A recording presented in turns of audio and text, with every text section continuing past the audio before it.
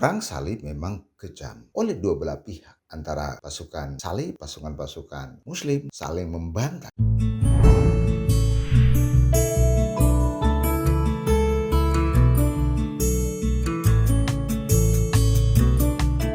Perang salib memang kejam. Saya katakan sangat kejam dan tidak berperi kemanusiaan oleh dua belah pihak antara pasukan salib baru pasukan-pasukan muslim saling membantai. Ini kejam sekali. Tetapi apa sebenarnya yang mendasari terjadinya perang salib? Saya tidak akan menyinggung lebih banyak tentang perang salib, tetapi saya akan menyinggung bagaimana latar belakang terjadi perang salib. Ya, latar belakangnya tentunya kita ketahui bersama dan saya akan menyampaikan beberapa hal. Yang pertama adalah Islam menaklukkan Yerusalem. Ini memang langkah awal terjadi perubahan geopolitik di Timur Tengah pada waktu itu. Pada tahun 638 Masehi, pasukan Muslim dipimpin Khalifah Umar bin Khattab menaklukkan Yerusalem dari Kekaisaran Bizantium Romawi Timur. Jadi sekali lagi pada episode yang lalu bahwa kerajaan Romawi menjadikan Kristen menjadi suatu agama itu di tahun 300-an, 400-an ya. Tetapi 200 tahun kemudian terjadi pelemahan ya karena kekaisaran Romawi terbagi dua, yaitu Bizantium yang ada di Konstantinopel dan kekaisaran Romawi yang ada di Roma. Sehingga kekaisaran ini dulunya kuat menjadi lemah. Nah, pada tahun 638 pasukan Islam ya di bawah Umar bin Khattab mengepung Yerusalem ya. Ya begitu pas penaklukan di awal menandai awal pemerintahan Islam di Yerusalem selama berabad-abad. Nah, setelah penaklukan Khalifah Umar ya, maka terjadi perubahan signifikan di situ ya. Penaklukan di sini ya ini harus dipahami benar bahwa terjadinya transformasi, terjadi perubahan. Lalu diterapkanlah syariat Islam. Nah, Anda tahu bagaimana menetapkan syariat Islam. Bisa saja terjadi kebebasan untuk memiliki agama masing-masing, tapi ada perbedaan. Misalnya contoh terkait dengan pajak.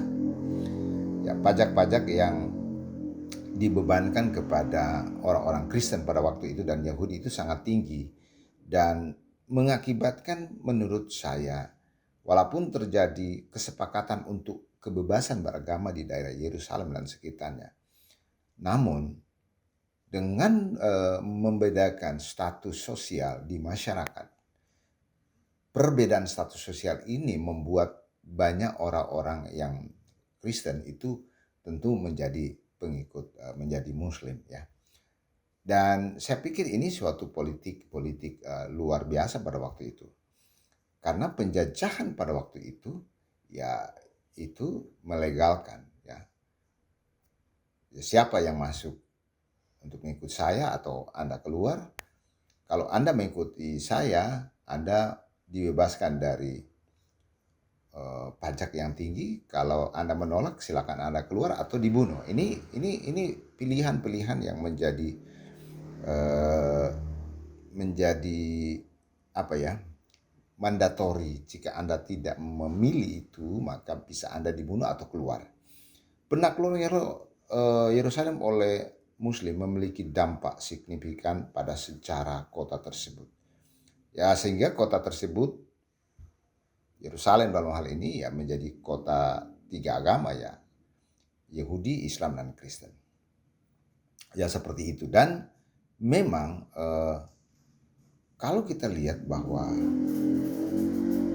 setelah diterapkan syariat Islam ya dan membuat kerajaan-kerajaan baru di situ, maka sebenarnya saya katakan bahwa daerah tersebut sebenarnya Yerusalem, Yudea, Samaria, bahkan sampai Syria itu daerah basisnya Kristen. Jadi sekitar 400 tahun ya, 400 tahun, ya 300 tahun kekristenan sudah mengakar di situ. Daerah Yerusalem dan sekitarnya, sekarang dikatakan Israel ya, kemudian Lebanon, kemudian Syria, kemudian mungkin Mesir sebagian, itu basisnya Kristen. Tetapi dengan dikuasainya daerah tersebut oleh pasukan Muslim ya, Islam ya, tentara Islam, maka ada yang diterapkan yaitu hukum Islam dengan sangat ketat. Termasuk di sini dikatakan bahwa sistem perekrutan anak-anak Kristen yang diambil dari keluarga mereka dan dibesarkan sebagai Muslim. Jadi anak-anak dibesarkan sebagai Muslim untuk menjadi tentara. Jadi kalau anak-anak kecil dijadikan dijadikan tentara. Lalu kedua, ada namanya jizyah. Jizyah itu adalah pajak yang dikenakan pada non-Muslim atau dhimmi ya, yang tidak membayar zakat. Meskipun jizyah bukanlah pemaksaan langsung untuk memeluk Islam, tapi beban pajak ini bisa menjadi insentif bagi beberapa orang ya untuk memeluk Islam. Jadi semacam pajak yang tinggi. Kalau tidak membayar pajak itu, maka mungkin akan dihukum ya, atau keluar dari wilayah kekuasaan. Dihukum itu bisa mati atau dibuang atau dikeluarkan dari wilayah kekuasaan. Lalu kita lihat ketika ketika kerajaan Islam menguasai Yerusalem dan sekitarnya, Lebanon, kemudian Syria, maka terjadi hal yang keempat, yaitu konversi sukarela.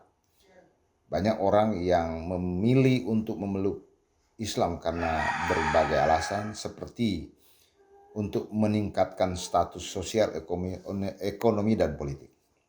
Ya, ya seperti itu. Ketika kerajaan Islam menguasai daerah itu, maka diterapkanlah syariat Islam, hukum Islam. Maka status sosial itu sudah berbeda. Pasti sangat-sangat berbeda. Tadi dikatakan bahwa mereka dikenakan jizyah, itu adalah pajak yang tinggi. Pajak yang tinggi ini akan menjadi sulit bagi orang-orang Kristen pada waktu itu untuk mempertahankan diri. Ada dua pilihan, ya, mengkonversi menjadi Islam setelah menjadi Muslim supaya tidak dikenakan itu, atau mati atau keluar dari daerah tersebut. Nah, diskriminasi hukum ini ya menjadi sesuatu hal yang sangat luar biasa terjadi di dalam daerah jajahan itu. Ya, berbeda ketika Romawi menjajah daerah Yudaisme, daerah Israel ya, Samaria, daerah Yudea Samaria. Mereka tidak memaksakan orang Yahudi Israel untuk menjadikan mereka penganut Helenisme, tidak sama sekali. Ya, bahkan mereka sebenarnya masih memberikan kesempatan untuk beribadah kepada mereka. Bahkan mereka ditunjuk raja boneka, yaitu raja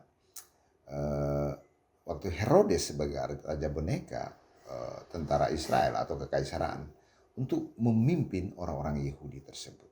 Jadi seperti itu ya, bahwa ketika terjadi penaklukan daerah-daerah Kristen, maka dilakukanlah hukum-hukum Islam, dikenakanlah hukum-hukum Islam. Ada paling tidak 4 hal yang saya katakan tadi adalah Devshirme, itu adalah sistem perekrutan anak-anak untuk menjadi Muslim, menjadi tentara, baru pajak, diskriminasi hukum, dan ketiga konversi sukarela dari Kristen menjadi Muslim. Ya seperti itu yang terjadi kira-kira abad ke-6, 7, 8, 9, 10 sampai dengan Kekaisaran Ottoman. Ya seperti itu, dan mereka yang bertahan sampai akhir menjadi Kristen, mereka itu menjadi emas murni. diselamatkan. Tuhan Yesus memberkati. Amin.